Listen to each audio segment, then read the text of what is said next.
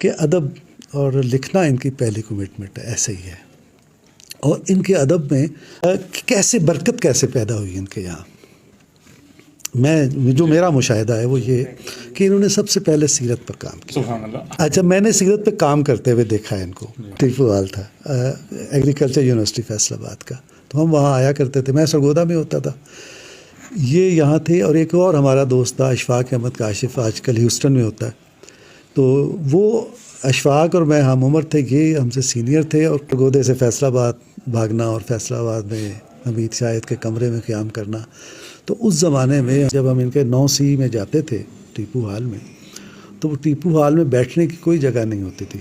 میز پر، بیڈ پر، کرسی پر، زمین پر، جتنی بڑی عالیشان لائبریری ہے ایگریکلچر یونیورسٹی کی، اس میں سیرت کی جتنی کتابیں تھیں ان کے کمرے میں تھیں. اور یہ صبح سے لے کے لوگ امتحان کی تیاری کر رہے ہیں، کچھ اور کر رہے ہیں، یہ اپنے اس کام میں لگے ہوئے تھے. کہنا میں یہ چاہ رہا ہوں کہ ان کی جو پہلی کمٹمنٹ تھی نا، وہ ادب کے ساتھ تھی.